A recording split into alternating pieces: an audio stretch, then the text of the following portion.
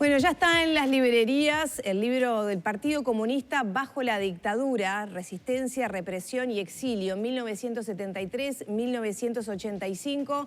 Bueno, para conocer el abordaje que se hace de este exhaustivo trabajo es que recibimos al investigador Álvaro Rico, quien ha sido coordinador de un grupo de investigadores. Bienvenido, Rico. Muchas gracias, muchas gracias. Bueno, 955 sí, páginas. Acá lo estamos viendo. Me lo llevé a casa, mi hijo no podía creer, las contó las páginas.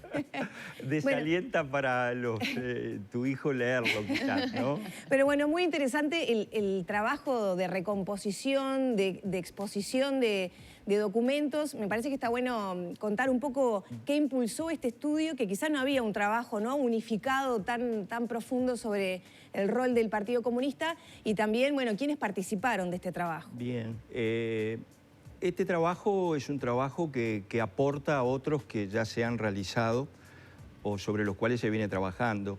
En la Facultad de Humanidades y en el Centro de Estudios Interdisciplinarios Uruguayos tenemos una larga trayectoria en investigación dedicada a la crisis de los años 60 y el periodo de la dictadura y la transición, al punto tal que buena parte de la integración de los equipos que trabajó para la Presidencia de la República en la investigación histórica sobre detenidos desaparecidos surgió de la facultad.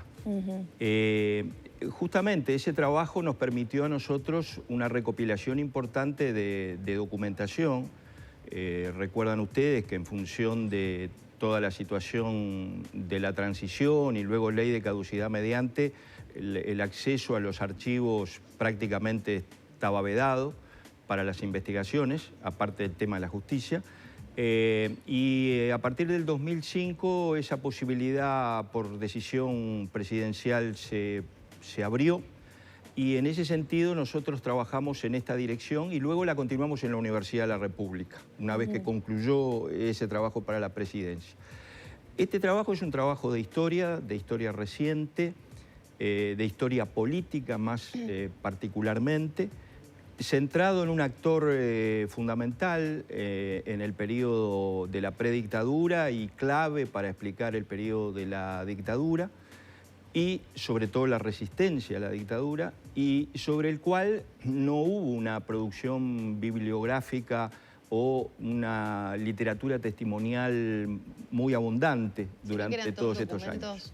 Principalmente documentos, entonces. El libro, en uno de sus capítulos, que es el más voluminoso, dedicado al tema de las operaciones represivas contra el partido, allí el caudal de documentación que se aporta es muy voluminoso, para que de alguna manera, ustedes saben que una de las características de la actuación del partido en estos 12 años fue que se convirtió en el objeto principal de la represión del Estado en el interior del país, porque en Argentina, por ejemplo, fueron objeto de castigo otras organizaciones políticas y en menor medida los comunistas. En el interior del país, durante 12 años, nosotros allí comprobamos que en los años de mayor intensidad de la represión, prácticamente día por medio había un procedimiento, llámese una vigilancia documentada, un seguimiento, una escucha telefónica,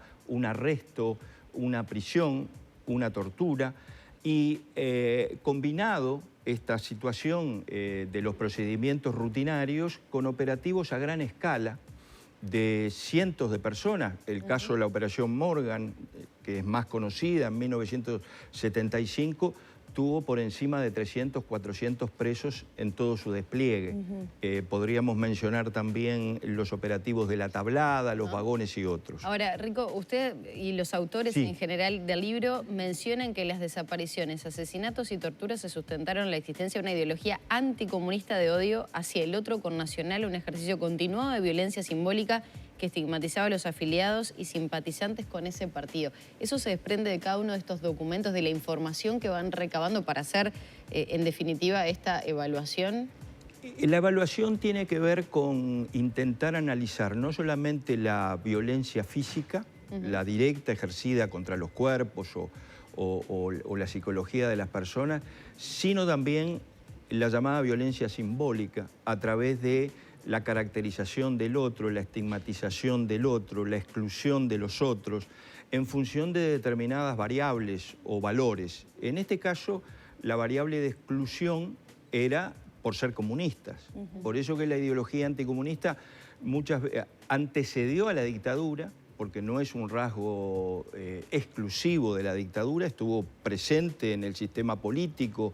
Pero ese odio, ¿cómo lo terminan definiendo ustedes? El odio lo terminamos definiendo es una interpretación. Claro, totalmente. En ese sentido, el odio ¿O en qué se ve reflejado, capaz, para poder materializarlo de esa manera? Lo vemos reflejado en un odio existencial hacia el otro.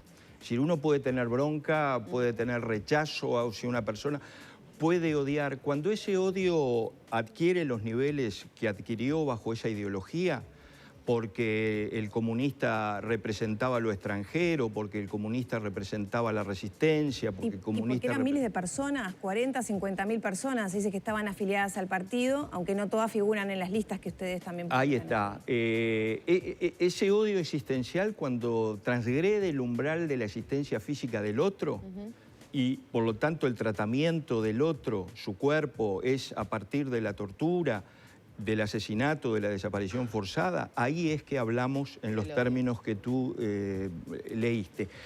Aparecen miles de personas. Yo muchas veces digo que es una especie de guía telefónica de la resistencia, porque ese es otro dato.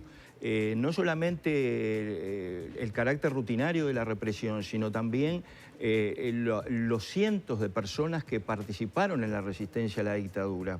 Por algo hubo represión. Claro, y en ese momento, para estar en contra de la dictadura, era una buena alternativa a ser comunista, más allá del comunismo en sí mismo. Era difícil, pero resulta que también durante ese periodo se constató permanentemente ingresos al partido. Jóvenes, sobre todo. De jóvenes, que permitió explicar, o que permite explicar una de las cosas también características en el partido, que es la capacidad permanente de recambio.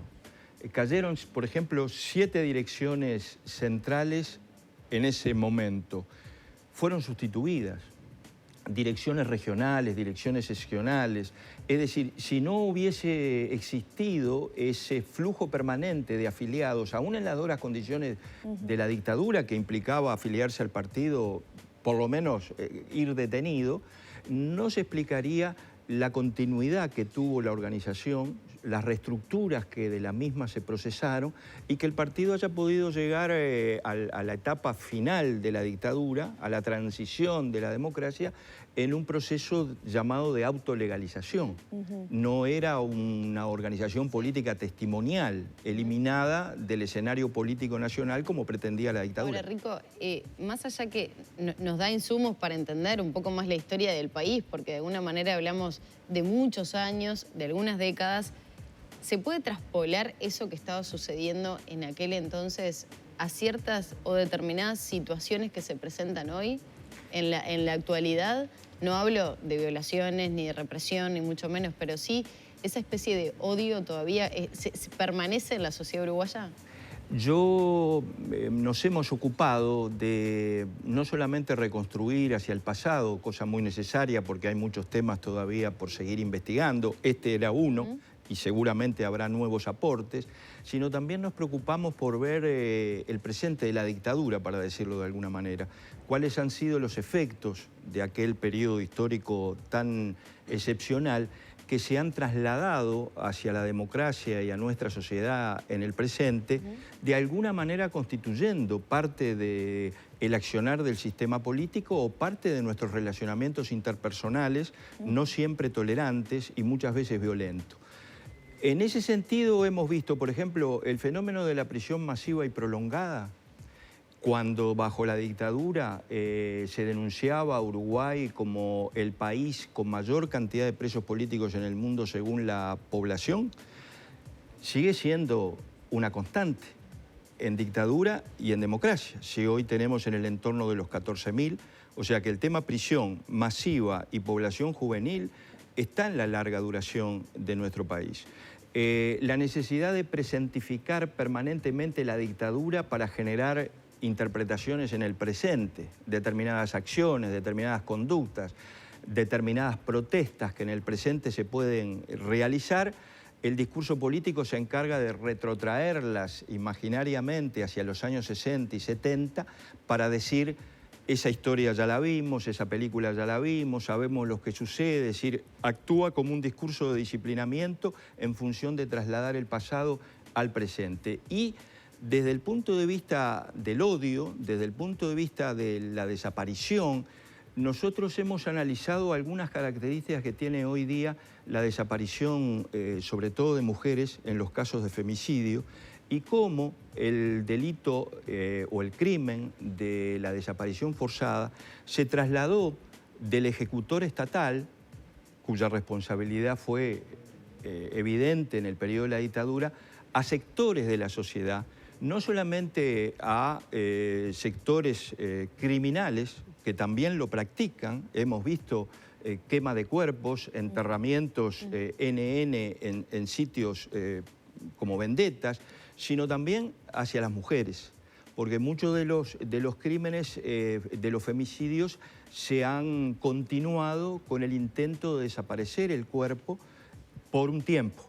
Entonces, en función de estos elementos y otros que quizás son de menor importancia, nuestra preocupación no es solamente reconstruir para llenar un vacío y generar un libro que se pueda estudiar documentalmente, sino es fundamental para entender algunas de las claves que nos vienen hoy del pasado reciente y que sin las cuales no sabemos plenamente explicarnos qué nos está sucediendo y cómo hemos cambiado. Rico, muchísimas gracias. Ideal para tomarse el tiempo en vacaciones, ahora en verano, bueno, y leer este libro. Por partes, despacito. No. Muchas gracias. Un placer tenerlo esta mañana. Les decíamos que ya está en las librerías El Partido Comunista bajo la dictadura, resistencia, represión y exilio, con la coordinación del investigador Álvaro Rico, con quien conversábamos, y cerramos la nota por ahora. Entonces son las 10 de la mañana, 18 minutos.